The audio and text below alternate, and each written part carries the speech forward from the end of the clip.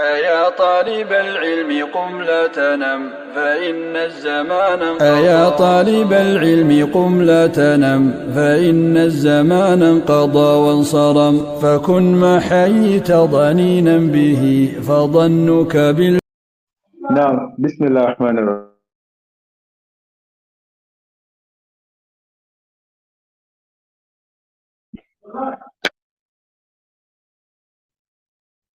Now, sorry.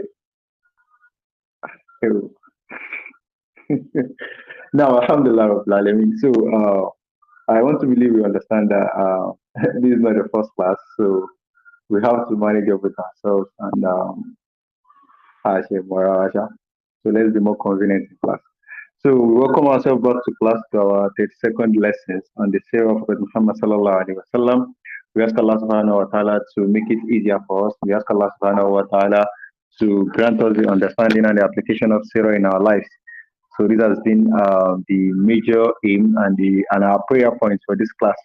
So, like I said, we discussed the issue of the change of Qibla in the last class, and we promised ourselves that we want to skip some of what we are supposed to discuss just for us to go into the main topic. Why, not main topic per se, but one of the things that it will be interesting for us to learn because we have to be very honest with ourselves.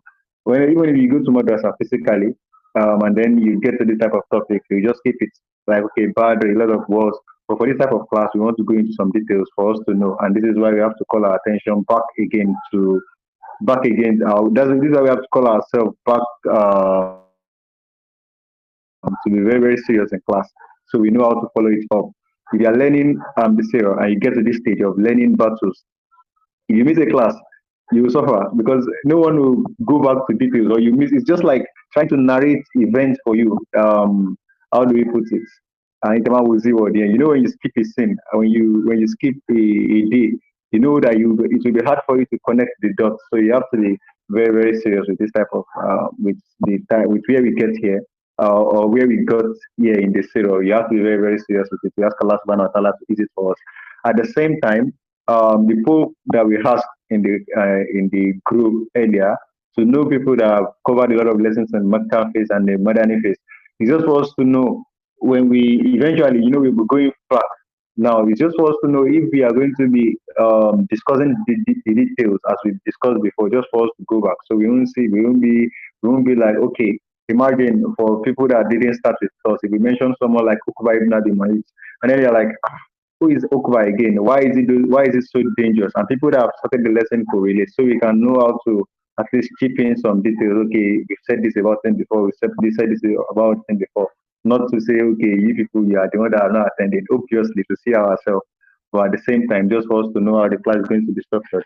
And so, I want to believe everyone is going to buy the idea that we go into the details. At least those of us that know, it's going to be like a a refreshing. Like we are going to be using it to refresh our memory. So we ask Allah subhanahu wa ta'ala to ease it for us. Now, to proceed, I said it earlier that we are supposed to discuss the people of Sufa, but just for us to hear it, it's better. There's some things that even if you don't know about them, you are not ignorant of its existence. That is Ahlul Sufa. So Ahlul Sufa, these are the people that lived in the masjid. The Ansar could not accommodate them because their house are filled up. Let's just understand it that way. So they had to start living in the masjid. And Prophet Sallallahu Alaihi Wasallam eventually requested the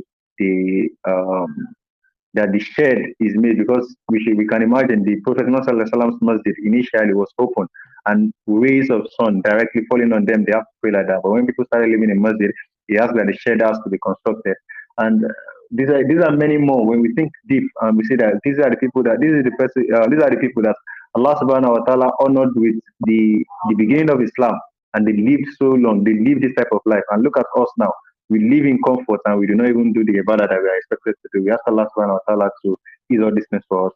Now, we need to talk about another thing, and it will be like a refresher as we've been discussing, is about the status of Medina. What is happening in Medina? What has changed in Medina? We will see that okay, Islam is now well propagated in Medina. So the Islam is now the religion that owns Medina now. And Prophet Sallallahu Alaihi Wasallam, as we said, is now the one acting as the president of Medina now, like he's the one controlling the affairs of Medina. Though in the previous treaty that we read about 3 weeks ago, we said okay, he has talked about the relationship, how things are going to be done. Let's just call it a law that will be guided the relationship between the Yahud and Muslims, Muslim and pagans. All these things have been said.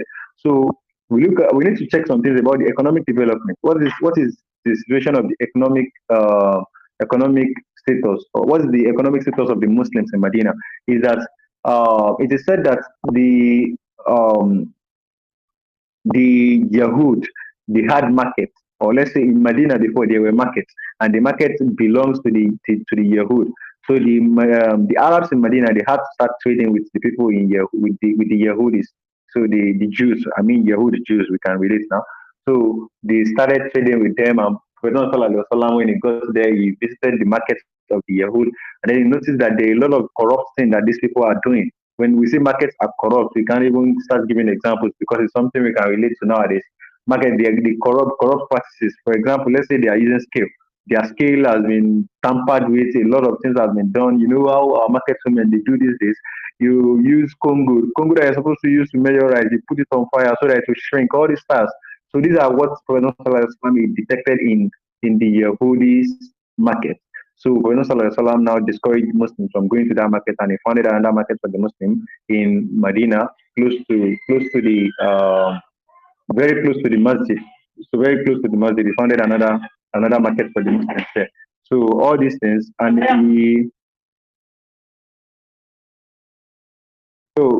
he encouraged the Muslim, as we know that the common hadith of market al-bayan bil khiyar ma lam yatafarraq fa in sadaqa wa bayana. I'm just trying to remember the hadith. Fa in sadaqa wa bayana, like the hadith is just saying that the trading, it happens.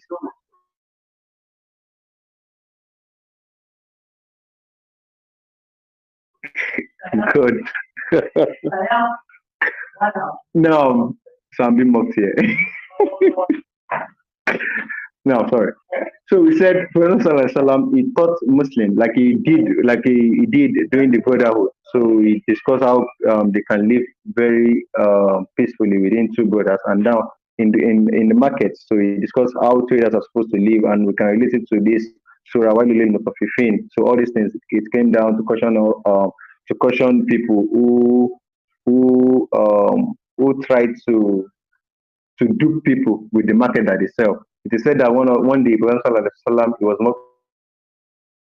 walking in the market, and then he saw one man that had his dates on, like he put the dates that he's supposed to sell. He put the good one at the top and then the bad one on that. Prophet Sallallahu Alaihi Wasallam went to the man, and then he brought out the bad one that the man has kept under the good one. So under the good one, and Prophet Sallallahu Alaihi Wasallam told them that this hadith of whoever betrays us is not among us. We know this among us. So all these things, it came out, and Prophet Sallallahu Alaihi Wasallam, he encouraged them. But I think that's not where we're going. Just talk about the economic development. Mean that Prophet Sallallahu Alaihi Wasallam, he founded the city. Let's say like he has founded the new city. Medina now. So he founded the new city, and then he developed everything, economic, even spiritual development. We should talk about this also. The spiritual development of Muslims is that at this stage they have increment in the type of ibadah that they do. We said in the Makkah phase, until the end of Makkah, that was when Salat came, and then when they got to Medina, even the first year in Medina, there was nothing like Ramadan. So it is in the second year of Medina, that second year of Hijrah, we understand now like this. So second year of Hijrah, the second Ramadan that Prophet was in Medina, that was when Ramadan became established. And about Ramadan itself, it was said that the night or the 10th of Muharram was compulsory for the Muslim in the okay, let me explain it this way. Prophet he got to Medina in Safar. So far till Zulhijjah of that year, there was no fasting. The next Muharram, the 10th month of Muharram was made compulsory, and then it's in the second Ramadan that that Shahr Ramadan, and the verse came, and then it became mandatory for the Muslims to fast. And the previous fasting that was compulsory now became voluntary. That's the 10th day of Muharram. So as we know that it is now voluntary and not compulsory, but initially it was voluntary on the Ummah. So we should know that also. So the political development, politics is a misunderstood word that we say. Okay, when we say politics, we think is the type of dirty politics that is being played out now. No, that is not it. It's politics is that is what we like is seen to affairs of the community. So that's what we say politics. It is well developed by President Sallallahu Alaihi Wasallam. All our discussion is going to be about the political development and the military development that is happening. So we don't need to give ourselves overview because that's just the topic that we are going into. Now we now need to discuss some things. It is the type of okay. It is said that at this time, Quraysh. So we want to talk about we are talking about wars like this. So we won't be viewing wars as someone that is ignorant, and then when they say war in Islam, and then we Muslims should be shying away of discussing war about Islam. No, when you know details of war in Islam, you'll be proud to discuss it. Imagine someone in this class that has been following up with what the Quraysh have been doing with Prophet Sallallahu Alaihi Wasallam since the beginning. When you are now being told that okay, there is war in Islam, will you shy away from discussing that topic? Like, did you know what they did to the Muslims before eventually it came to war? And we will see the first set of verses that were revealed when Prophet was in Mecca. It is Fa'arid anhum, like turn away from them, ignore them, whatever they do to you, just don't say anything, don't fight them back. Allah subhanahu wa ta'ala is going to judge them. Until Prophet until he have that political or that safe status in Medina, that Allah subhanahu wa ta'ala now sent the commandment of fighting back, as we are going to see as we proceed in the class. So, what there's a detail that I want to give us is that the Quraysh, why this is going on, there was no fighting yet. Okay, there was fighting as we're going to see, like they were fights, but Quraysh, they approached Abdullah ibn Ubay ibn Salul. I know this Abdullah ibn Ubay. I've mentioned him once in the class, and now a short details about him as we are going to be mentioning him more time. So Abdullah ibn Ubay ibn Salul is one of the elders of Medina. Now, if you know, as we've said, we've discussed how the situation of Medina is okay. The war that happened, the war of wars that happened, that made all the leaders in Medina, Medina, that made them to be killed.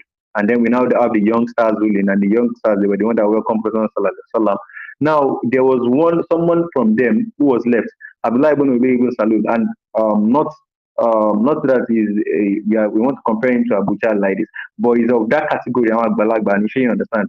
So he didn't buy the idea of welcoming Prophet Sallallahu, but he has no say, he has no big say in the city again. So he had no option than to conclude. But this time, Abdullah ibn Ubay ibn Salul is a pagan. You understand? He still worship idols. So the idolaters of the pagans of Mecca, the Quraysh, they now approached him that they tried to cajole him as you've welcomed Muhammad in your city. You should send him away. Make sure you gather people and kill him. All these things. So they tried to bribe him. So while all this thing was going on, Prophet Sallallahu heard about it, and then he approached Abdullah ibn Ubay ibn Salul. He approached him that you can see your status. There's nothing you can do to us now because you are now very minute. So further details that we are going to see is about Abdullah ibn Ubay ibn Salul is that he eventually accepted Islam after Badr. So after Prophet Sallallahu won the battle of Badr, the Muslims, most of the pagans that were following Abdullah ibn Ubay, they became more Muslim, and then he had no option. Like he had to accept Islam because he had no option again. And then because he accepted Islam with that type of intention, he now became the leader of the Munafiqun, as we are going to see in the course of the Seerah. And for a very long time in the Seerah, we are going to see the effect of Abdullah ibn Ubay ibn Salul. And in fact, a lot of things that happened are now Messenger Prophet was in the end of his time, how he died, all these things. So we are going to see. We do not want to change the topic, so let's just leave it at that. So okay, another thing, Sa'd ibn Mu'az. These are the things that we need to know before we go into war, so we can have it. We can have the right thing that's happening at the back of our mind. So Sa'd ibn Mu'az, we've discussed him, and when we talk about Sa'd ibn Mu'az and Sa'd ibn Ubadah, we've mentioned these two names, and once again, we don't want us to confuse them together. Sa'd ibn Mu'az is a Sahaba, and Sa'd ibn Ubadah also is a Sahaba, and the two of them they are the leaders of Medina. So come on. Okay, we said that the two of them they are leaders of Medina. We said Medina is divided into main tribes of Aus and Khazraj. So one of them is the leader of Aus, and the other is the leader of um, Khazraj. So Sa'd ibn Mu'adh and Sa'd ibn Ubadah, let's not mix the two names. So they both have different details, and the two of them they did so much for Islam that, in fact, Sa'd ibn Mu'adh, one of the main details that we must know whenever the name pops up in our mind, we should know that he is the one that when he died, let me not say when he was killed, because of the way he died, he was actually shot in a battle, but it was after a month. Due to that effect, he died. So when he died, the tune of Allah shook. When we say shook, meaning the person of shake, the key, the Arsh al-Rahman.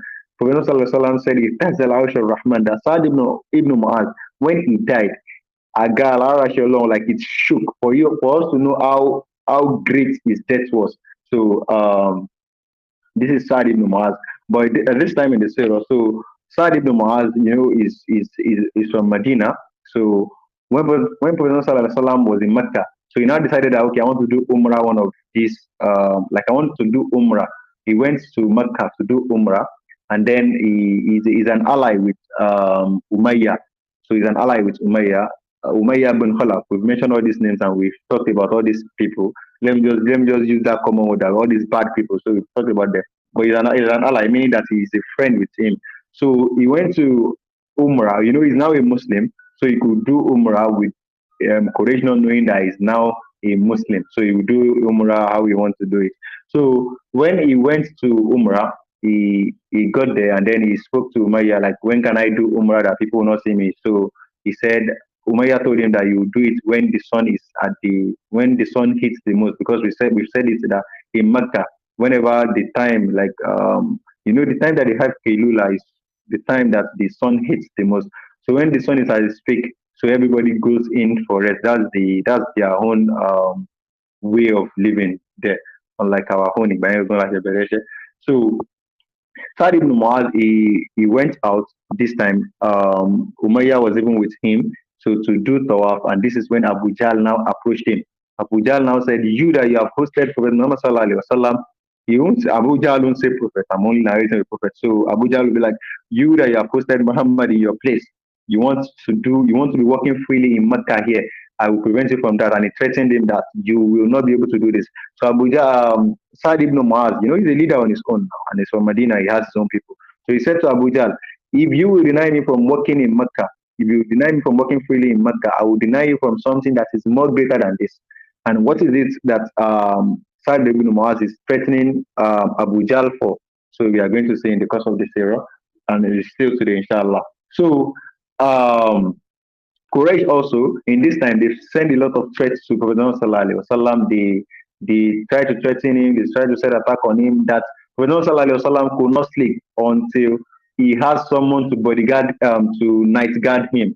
Like someone has to be by the door someone trusted, so I trust, that will be checking who is going to come in, who is going to come out.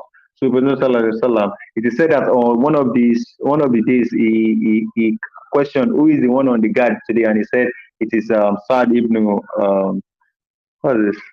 Sa'd ibn Abi Waqqas now. So Sa'd ibn Abi Waqqas. So one of the days, if you've heard the hadith before, that Prophet Sallallahu Alaihi Wasallam prayed for Sa'd, and a lot of time Prophet Sallallahu Alaihi Wasallam prayed for him, and we are going to be seeing this. So Prophet Sallallahu Alaihi Wasallam, until like he had to start sleeping with this type of situation, that he will be using night guard, because the Quraysh were threatening to kill him. It's still very, very hard in this time, until Allah subhanahu wa ta'ala revealed the verse in is this Surah Al-Ma'idah? Yeah, verse 67, that Allah say, "Wallahu yasimuka minan nas." Allah subhanahu wa ta'ala is going to safeguard you from the people. This is when Prophet ﷺ knows that he cannot be killed. So he now freed people. And for us to let's connect the dots and learn the lesson there. Prophet ﷺ, he is tying his camel in this manner.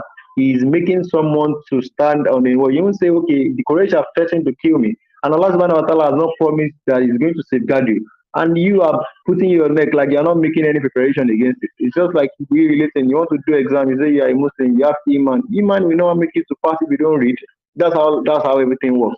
You won't have money if you don't work, if you don't do business. That's how the situation is in Islam. You don't say you sit down and then everything will come. No, it's not done that way. Prophet Sallallahu Alaihi Wasallam had to tell someone to guard him until the last one of Allah revealed that fast that Allah Yasim coming and then he understood that okay, Allah has said that no one is going to kill me. And we are going to be seeing a lot of attempts that has been made, and Allah subhanahu wa ta'ala will reveal what is going to happen or whatever the person who is trying to kill Prophet Sallallahu Alaihi Wasallam has intended before the person gets to Prophet Sallallahu Alaihi Wasallam. So Allah subhanahu wa ta'ala is going to reveal, and Prophet Sallallahu Alaihi Wasallam is going to catch the person red-handed. A lot of these things we are going to be seeing. Now, to be very quick, I want to believe you are not bored with this today. So let's go to the permission to fight. So permission to fight. The Islamic wars, Islamic. Let me see. A lot of names can be called Islamic wars. Islamic. You can say jihad, but I think all of us we are not liberated to understand that jihad doesn't mean fight like that. Jihad on its own, literally, it means struggle. But if we in this class have understood what it means, we can call jihad jihad. So wajahidu fillahi haqqa jihadi. So all of these verses will come, and then whenever we come across them, we can always link them together. We are still going to be touching a lot of verses in the Quran, inshallah al-azim. And I need to tell you, the rest of what we are going to be discussing in this class is about war, and war. And from my hand, I'll try my best to make it interesting. From your hand, if from your hand, you have to start with a book first. I'm very serious. You will regret not having a book when we get to some details. So if you have a book, congratulations. Just continue, pick it up. Let's go with jihad. Now, jihad. When we say fight is not something that we have to be defining for ourselves again. So, but for Islamic fight, why does a Muslim fight?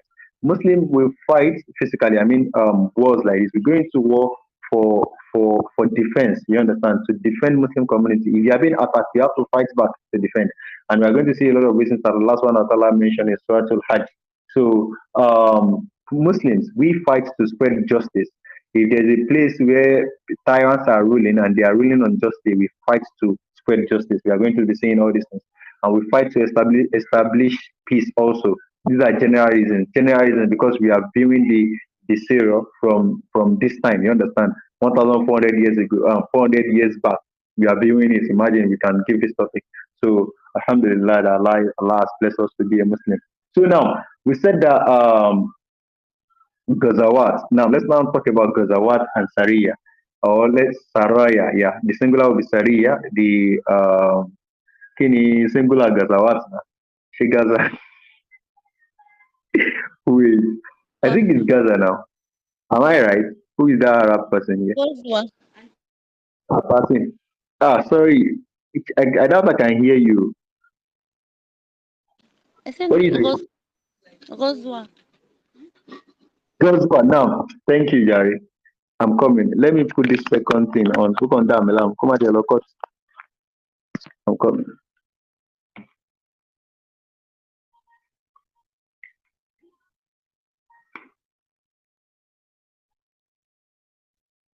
Now, since you say bye. Whoop. I hope you can hear me.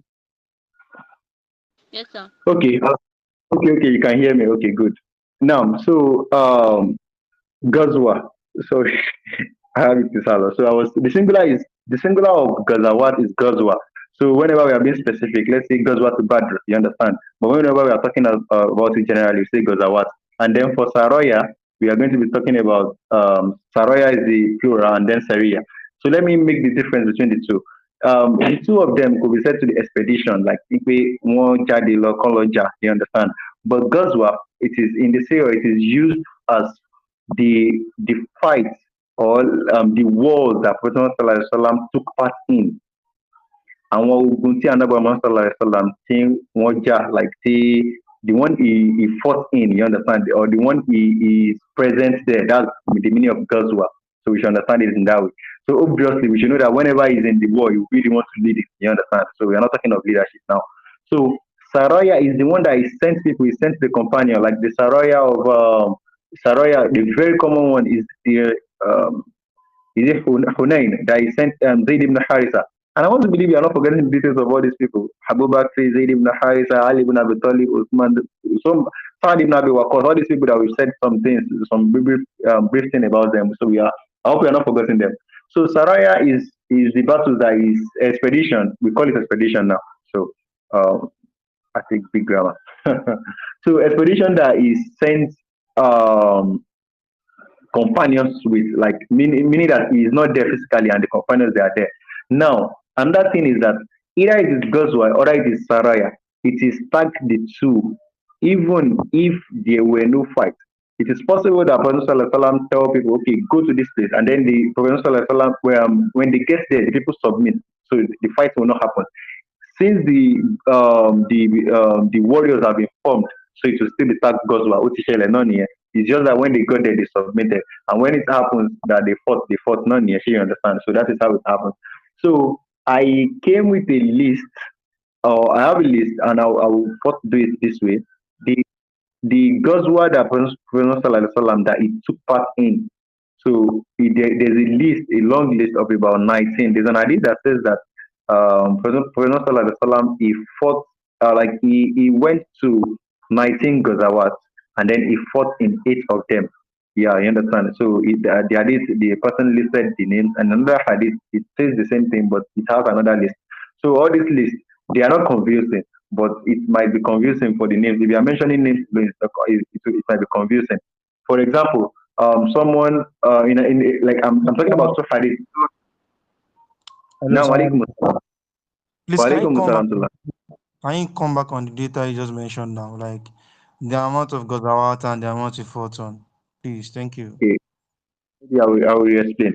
So what I'm saying is, when we talk about Ghazawat, Gazawat means the one that Prophet Muhammad Sallallahu Alaihi Wasallam he took part in. You know, we are not talking of Sarāyah now.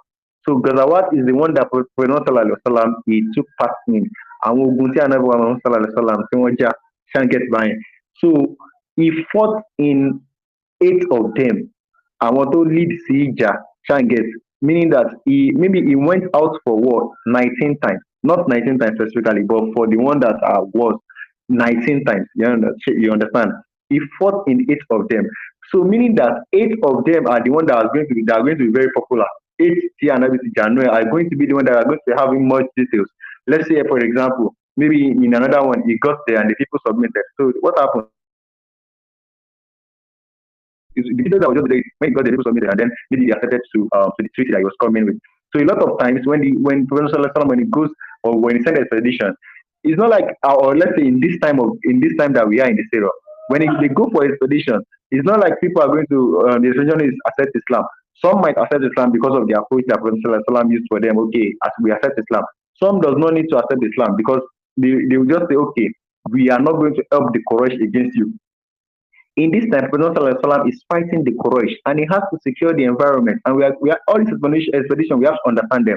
He has to go to the neighboring tribe. Okay, we are now here. He will secure the city, and they will have to make promise that, okay, we are not accepting your religion, but whenever Quraysh come, we are not going to support them, and we are not going to give them any information about you. That means you are securing your environment, and this is why all these expeditions they have to come up. Now, okay, I will list the Gazawaat now, and I'll say I still want to list some of the battles of Islam that even if we don't know anything about them, Tabak we should recognize them. And it's an approach that works for me. So I want to push it to you also if it will work for you. At least when something happens, imagine someone saying a particular name, and a Muslim cannot even relate to Kotiama, so it is not good enough when we hear some things. Imagine someone saying Khalid, and you think Khalid is the name of a person. No, Khalid Khalid be Badu Litieni. I don't know if you get. So that is what we are trying to do. We want to mix on some name. We want to make sure that we are very, very familiar with them. And as we are proceeding, if the class continues, and as I said last week, if the class will continue, depending on how we do it, how we respond, definitely. So okay, the first one is battle. So the first battle, main battle. every Muslim Ummah, it is Badr. But in this class, we are going to say that it is not bad. So, so we have Badr, we have Uhud, the one Prophet Sallallahu fought in. We have Ahzab, and Ahzab is Khandak also. Ahzab or Khandak, so you call it if you know Khandak, Khandak. If you know Ahzab, Ahzab.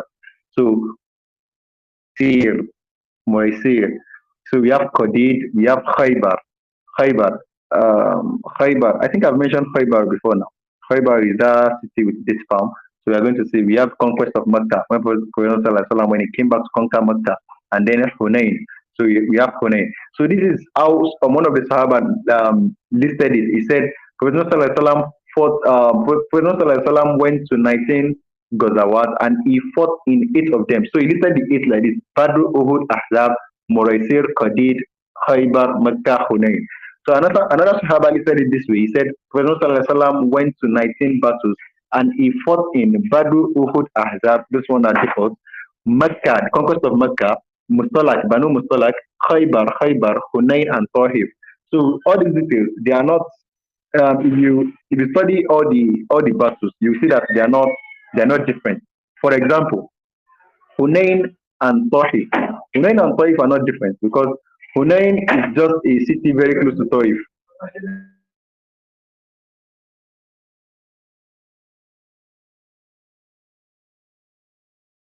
So now, sorry about that. So I said Hunayn is very close to Taif, and they happened like after the Prophet Sallallahu Alaihi Wasallam, after he fought Hunayn. So immediately he had to fight Taif because Taif is just very close, and so we are going to get there, and we can understand that the Taif that sent Prophet Sallallahu Alaihi Wasallam away the other day that they stoned him, so they will be the same Taif that Prophet Sallallahu Alaihi Wasallam is going to fight back, and all these things we need to learn them, and a lot of hadiths that came. So we are going to be connecting. Okay, this hadith actually came in this battle and this battle and this battle. So we hope that it is interesting. Now, just to mention more names of battle, and if you are familiar with anyone, thank yourself. Let me see, how do I put it? I appreciate yourself that you are familiar with. I'll mention like 10 to 15 more battles that a Muslim is supposed to be familiar with. And when you hear them, even if you don't know any details, you should know that they are battles. So number one of them is Tabuk. I want to believe some of us are, or many of us are very familiar with Tabuk. We have Hudaybiyah, we have Ridda, Battle of Ridda. If you've done any course and then references are being made to Battle of Ridda, I don't want to open any topic. That's why I plan to mention some structured details, but if I do, a level Lamakuru be by. So we have Ridda, Yamama. If you've heard anything like Yamama is the name of the battle, major battles, and all these things happened during the time of Umar radiallahu anhu. So we have Battle of Yarmouk also. Yarmouk and Qadasiyah, these are two names that go hand in hand. We have Battle of Jalula, we have Battle of Nahawand. All these battles, they are very serious battles that we should know them, and hopefully it's going to be interesting. And we have Battle of Jamal and Siffin. So if you've read some things on Jamal and Siffin, all this topic, maybe we will not even open them, or maybe we will open them if we see people that are ready to. So Jamal and Siffin, they are great battles in Islam that, in fact, let's just not give the picture so questions will not come. So Jamal and Siffin, we have Naharawan, we have Ajnadain, Ajnadain also. These are battles. And we have Battle of Sind, we have the one of Constantinople, and the very sad one that maybe we know, maybe we don't know, is Karbala. Karbala. So all these things, I just want to mention these names that we know that if you think you know Badr, Uhud, and Ahzab alone, you don't even know anything. Just forget that. If the only battle you can mention is Badr and Uhud, forget that, you don't know anything. You are just like a primary 2 student in Sarah. Here you get. So me, I'm in primary 4. Now, how do we do it? So the main topic is permission to fight. Wait, are we still hearing me very clearly? And are we still flowing? Let me know, please. Oh, wow. Someone is actually typing it out. Nice one. Talent, it needs to betray me. I want to ever set the exam delay. You know me, expect to type it out and do have any notes, come on, notes. Okay, now, Alhamdulillah.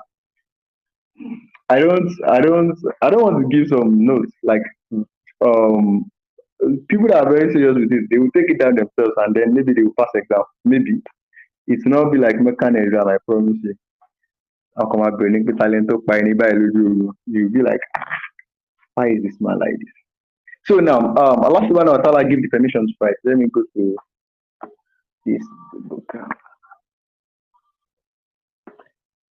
Okay, before that, ah, kí ló ṣẹlẹ̀?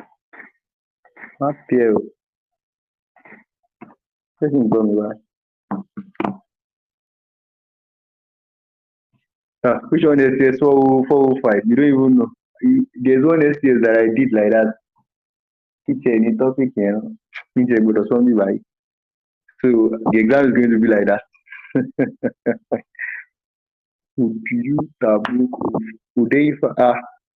Okay.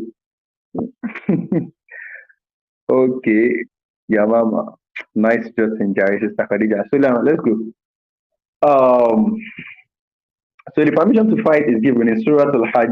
Who is helping me to read it? Let someone help me out. Verse 39. So Salu Malamika. So I can try to process some things before. Surah Al-Hajj 39. Anyone?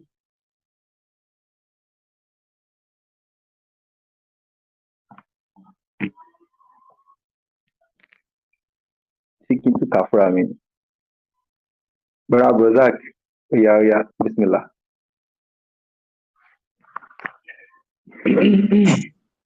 أعوذ بالله من الشيطان الرجيم بسم الله الرحمن الرحيم أذن للذين يقاتلون بأنهم ظلموا وإن الله على نصرهم لقدير. Akbar. Yes, okay, well, we tell you now. So yeah, next verse, please. الذين أخرجوا من ديارهم بغير حق إلا أن يقولوا ربنا الله ولولا دفع الله الناس بعضهم ببعض لأدمت صوامع وبياء وصلوات ومساجد يذكر فيها اسم الله كثيرا ولا ينصرن الله من ينصره إن الله لقوي عزيز. الذين إن مكناهم في الأرض أقاموا الصلاة وآتوا الزكاة وعمروا بالمعروف ونهوا عن المنكر ولله عاقبة الأمور. Jazakumullah khairan. Wallah, I really appreciate that station, and maybe we'll adopt this style. So, but at the same time, I really say that it's not like I'm not a tafsir and I don't know how to do tafsir, but a lot of details can come in, and we have to use Quran to continue with our classes so we can relate to this. And also, whenever we are translating a verse for us, we want us to pay attention to them whenever we are reciting them. So we should do this, and may Allah subhanahu wa ta'ala make it easy. We know how to connect some Arabia, some language, some thoughts, you understand, Uzina, you understand all these things, Zulamu, Zulmu, actually, Zulmu, the Muslim, the Kafir, the Muslim, so all these things, we should be able to do that, and it will help our understanding also. Jazakumullah khairan. So Allah subhanahu wa ta'ala said, Uzina lilladhina yuqataluna bi annahum zulimu. Kini our Quraysh. We don't need to start telling us today that Kini if Allah subhanahu wa ta'ala is not giving permission to fight for the 13 years in Mecca, Allah subhanahu wa ta'ala did not even give Prophet Sallallahu permission to fight. So Allah subhanahu wa ta'ala now reveal this part. Permission has been given to whom? To the believer. Now they can fight. Call them, tell them that permission has been given to them to fight. Uzina lilladhina yuqataluna. Permission has been given to fight against who? Against those who are fighting them. وَإِنَّ اللَّهَ عَلَى نَصْرِهِمْ لَقَدِيرٌ. And Allah subhanahu wa ta'ala is capable. Allah subhanahu wa ta'ala is capable of giving the believers, is capable of giving them victory. Now, who are the people that the fighting are being made against? Allah subhanahu wa ta'ala said, الَّذِينَ أُخْرِجُوا مِنْ دِيَارِهِمْ. Those who evicted you from your house. Gbogbo àwọn tó lé yín kúrò ní Mẹ́kà, tí wọ́n lé yín kúrò ní the property yín, tí wọ́n lé yín tó lé yín kúrò ní the ẹrù yín, tí wọ́n gba gbogbo ẹrù yín, all their wealth, they seized this. We've talked about some stories of someone that was going, the name is not coming, so let me not crack. So the Sahabas that were migrating, they seized their property upon them migrating. All their houses that they built, you know, the luxury then is not like the luxury now. It's not, they don't build house like they build house now. Like someone can have 5 houses. No. Ilé tó bá kọ́ náà ló máa gbé, ó lè jẹ́ létí àwọn grandpa got in pay for the last 5 generations. That's the only thing you have. Building house is not something that is easy then. All their properties, all their businesses, they were confiscated. So Allah subhanahu wa ta'ala said, those that sent you away from your city, permission has been given that you fight them. الَّذِينَ أُخْرِجُوا مِنْ دِيَارِهِمْ بِغَيْرِ حَقٍّ. They sent you away بِغَيْرِ حَقٍّ with neonaito. إِلَّا أَن يَقُولُوا رَبُّنَا اللَّهُ. For that you are saying that Allah is our Lord alone. So you cannot lẹ́yìn kúrò bẹ́ẹ̀ tó ń pẹ́ sọ pé Ọlọ́run bá ní now torí pé sọ pé Allah ni Ọlọ́run bá yín, for that reason alone you have been sent out from your city. And Allah subhanahu wa ta'ala said, وَلَوْلَا دَفْعُ اللَّهِ النَّاسَ بَعْضَهُم بِبَعْضٍ. If Allah has not made that some people will checkmate some people, meaning that fighting, we should understand it and not see it as, okay, when two people fight, then no, we should see it as a cautioning. Tí apá ilé tó bá ń bá ilé ìjà, àwọn ipò òkè ilé ìfẹ́ bá ilé ìwé ni. Allah subhanahu wa ta'ala is saying that had we not made fighting between two people, had we not made it happen, so like tó bá yẹ pé jẹ́ kí ìjà máa wà láàrin àwọn méjì ni.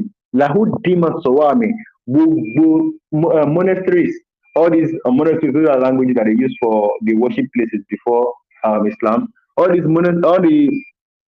monasteries, all the churches, wasalawatun wa masajida yuzkaru ismullah. Gbogbo mọ́sálásí tó ti ń dárúkọ Ọlọ́run ọba, gbogbo ẹ̀ ló ti máa condemn pátápátá. Meaning that the people did everywhere it will have been filled up with tyrants. If Allah subhanahu wa ta'ala has not made that, some people will be checkmating some people. Now Allah subhanahu wa ta'ala is not talking in present. Allah subhanahu wa ta'ala is talking in the past. A lot of things that let's say that our mind could not connect with. For example, we've listened to the story of Talut and Jalut.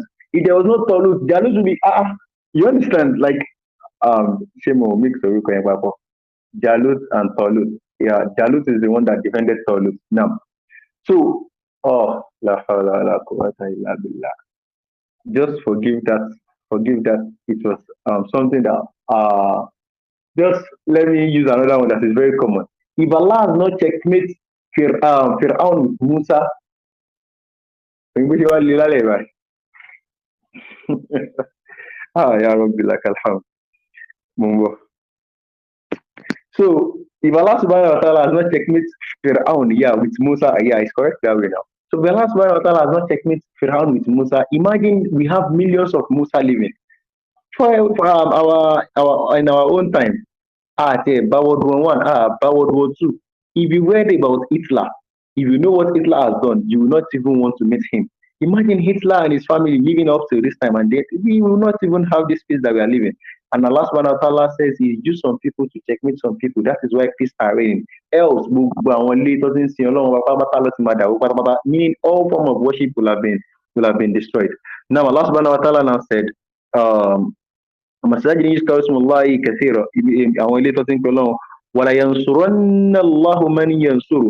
subhanahu wa ta'ala said, I'm going to help anyone that help me. Meaning that when when he call you to this cause, respond to him. If you respond to him, I'm going to help you. And this part is also, we should apply it.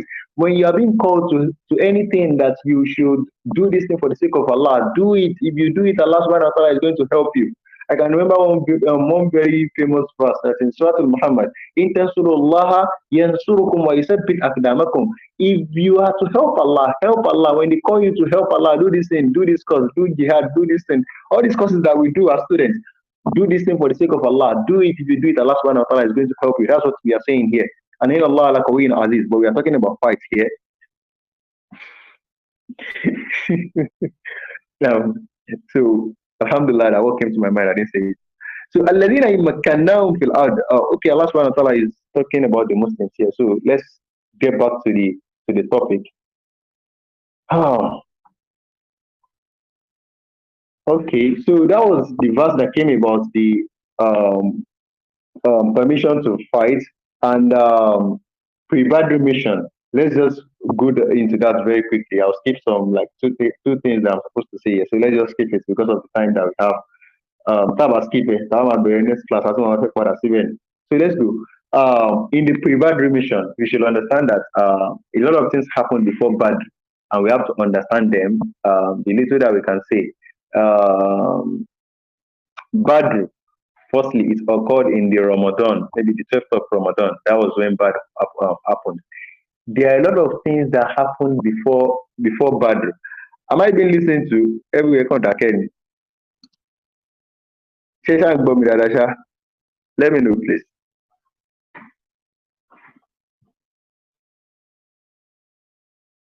Like,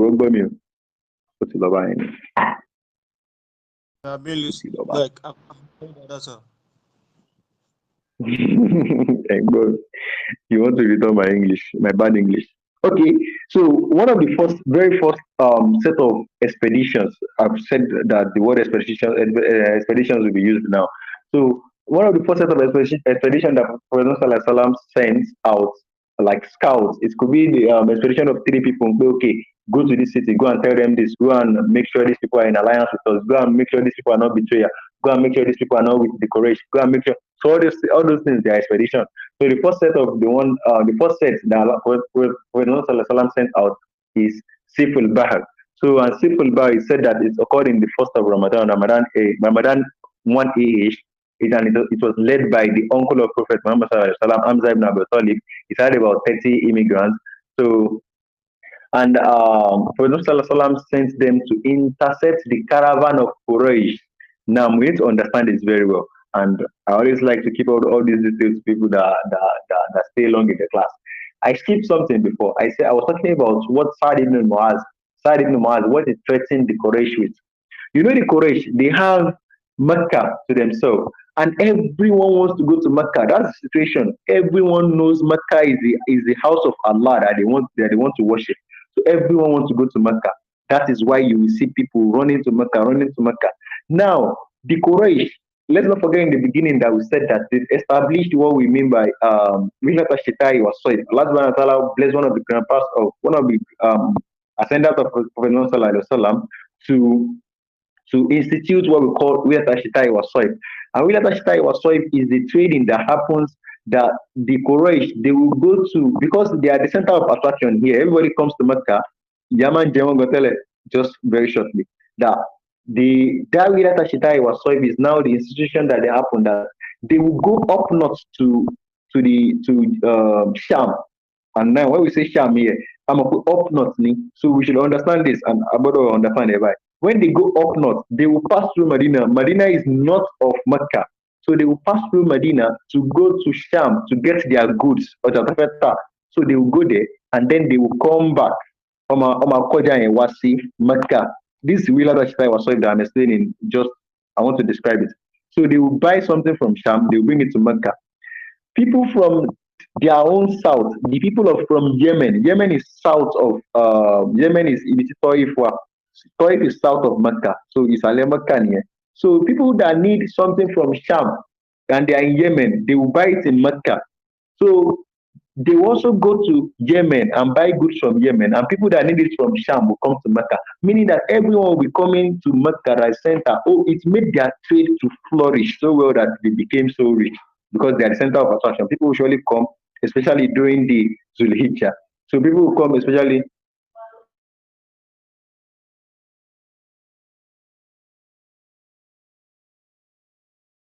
Now, so we said they will wait in that Zulhijjah, and people will come in that Zulhijjah. So that said, I want to believe we got that. Now, whenever they are going to Sham to buy something, they will pass through Medina. That was the threat that Saad ibn Muaz was making to them, that if you would deny me from doing my Umrah in Mecca, I will deny you from something that will be more painful to you. Meaning that all your caravans moving, I mean, you go Koja. So that's just the simple thing. And this is what Prophet Sallallahu Alaihi Wasallam he did also. He tracked down, Quraysh, they still feel the Muslims cannot come down to Mecca to do their Hajj and they want to be walking freely beside Medina. No, Prophet ﷺ had to cut down all these movements, and then this is what we mean by he intercepted their trade routes. And in this fourth mission, so we should understand this. So I will run through some of the missions so we can start from the Nakhla mission because of our time. And so it happened, the Harra mission, invasion of Abwa, the invasion of Boat, all these things they happened. And the one that we need the details most is the Nakhla. And Nakhla can take us about 10 minutes. Should we go into it or not? We have Osheira, invasion of Osheira also. Shikala, Kamalo, please respond. Let me know. Will already that. Our call here offline. People are not responding. We should go on. I think we should not go on.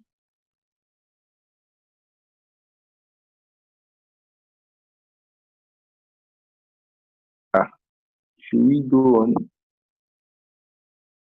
Anyone, sir? I don't even know the one that I want to know wife.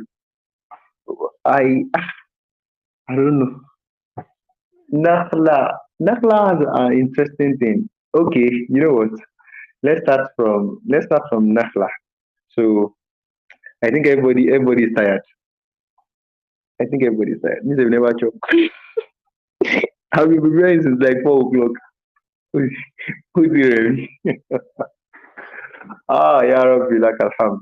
So I hope we gain something from this introduction to it. It means that the next class we are still going to continue with introduction, and hopefully, we cannot even reach bad next class. Like we cannot reach bad, but we'll be almost in bad. So maybe in the upper class next Tuesday, we are going to reach bad. So on Friday we meet inshallah lazim. Along Ashawaju by another. So if there's any question, please let me know. If there is any question, normally class and go take one hour for more shema. Hey, there's a question about KJ Kamo. You do my back. I know do your front too. I don't do your front. Oh yeah now. Is there any question, please? Walaikum salam wa rahmatullah. Um, um, First and foremost, Jazakumullah khairan. And I think one reason why I have not been able to be attending the class was I did not discover that Glue Network that you do have used here is the best way I am. And since like 2 weeks I've discovered it now, I think I've been enjoying the class. So our stars have said a lot for us, and I really appreciate that. And I guess I knew what I've been missing. Do I started listening to the recorded um version, but I've not been able to do that too much, busy at work. So, Al-Muhim, I just want to add one or two things. So, I'm from the hadith that our Ustaz wanted to quote. So, it was reported by أبي سعيد الخدري رضي الله عنه البيعان بالكيار ما لم يتفرقا وإن صدقا وبينا بارك الله في بهيما وإن كتما وكذبا محقت بركة في بهيما. So this hadith contain a lot of benefits. So from the fact that there's nothing left away from Islam that the Prophet ﷺ did not actually explain to us, except we did not know. So this is just one hadith from Kutub Beyond that you see. So though one of the most common. So this hadith also, there's used for one qawaid in fiqh, and it is Kiyarul Majalis, like Kema Shashayan, Ibitema Jukusi. So Al-Kiyar, like what the poet is saying is Al-Bihani bil-Kiyar, ma lam yatafarraqu. So Kiyar al-Majalis, agreement of a sitting.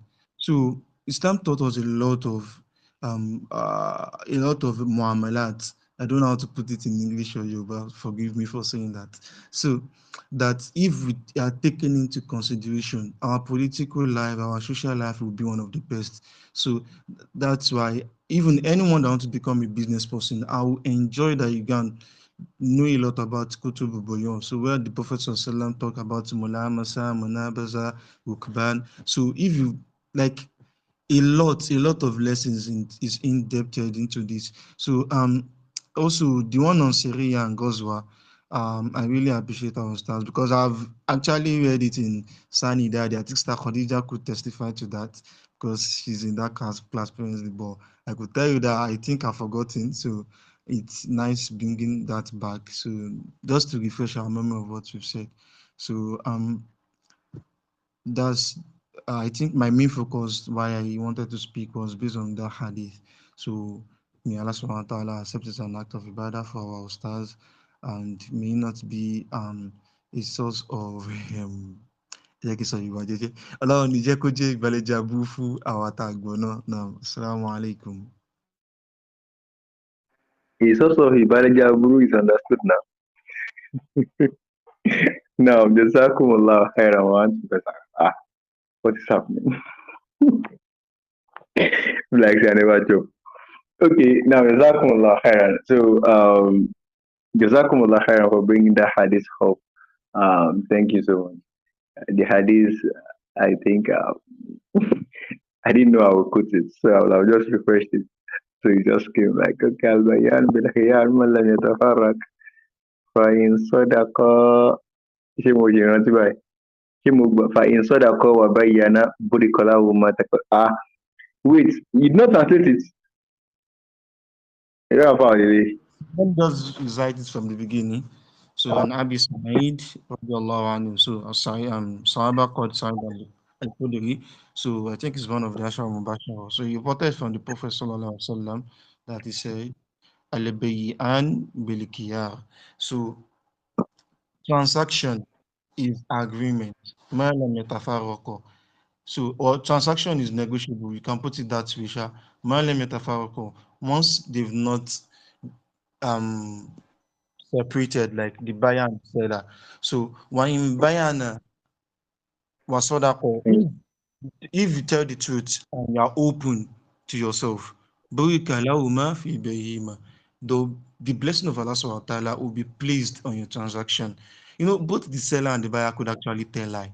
So the for example, now I want to take a cab and I know the cab is originally 400 naira. So I will not be like, kí ni 300 naira ní tí mo igun lánàá, nǹkan tí mo máa ń gbọ́ lójoojúmọ́, kí ló máa ń ṣe ẹyin ní mọ́tò yìí gan, kí ni kan. That's you've also lied. So it's not only the sellers that fall into this category. The Prophet ﷺ is talking to both the sellers and the buyers. So when sadaqa wa bayana burika lahuma fi bay'ihima wa in katama, if you now hide something for yourself, like both the buyer and the seller. For example, the money you want to give you want to give the seller, the one that is not good, you put it in the middle. So that the seller will not so وَإِنْ كَتَمَ وَكَذَبَ مُحِقَتْ بَرَكَةً فِي إِبْرَاهِيمَ. So Allah subhanahu wa ta'ala will just remove his blessing away from the transaction. So and we can see a lot of examples currently. Even Nigeria is blessed with a lot of mineral resources. It's a very good weather, but I don't want to say there's already Miqat Barakatan fi Ibrahim already. So that's the main thing in what you are saying. Now, Assalamu alaikum. Jazakumullah khairan. So I appreciate the fact that you call our attention to all these beneficial things that will boost our akhlaq. Wallahi, we should understand this thing. The barakah of a business that we do is not the calculation that we make, it's the honesty that we do in it. Wallahi, let's understand it and let's keep applying it. For those of us that are doing it, let's not feel less of ourselves. Because in the end, you start doing some things that are right and society will make you feel like a mungu. Imagine someone that is being truthful. You are the one that keep up to the scale. 1 kg remains 1 kg. And they say, oh, smart. So your 0.1. Nobody will know all these things. These are the things that have made Allah subhanahu wa ta'ala to remove barakah from all our sales. And then in the end, but when you do something that is small and you do it truthfully and you do it honestly, Allah subhanahu wa ta'ala said, if you are true with it, Allah subhanahu wa ta'ala is going to bless you and is going to put barakah. And this is when Allah subhanahu wa ta'ala blesses you. You will not be able to explain, like, Allah is doing it. And you'll be saying it honestly. Wallahi. So let's keep up with our good conduct. If you find anyone that is doing someone that is not befitting for a Muslim, please, we have to caution ourselves, caution yourself, and then do it rightly. And Allah subhanahu wa ta'ala bless our endeavors. May He bless our businesses for us. And jazakumullah khairan for that. Because they go the one you for Nigeria. Now, assalamu alaikum wa rahmatullahi wa barakatuh. So let's stop here so we can continue to on Friday, inshallah. We ask Allah subhanahu wa ta'ala to accept it from us. Assalamu alaikum wa rahmatullahi wa barakatuh.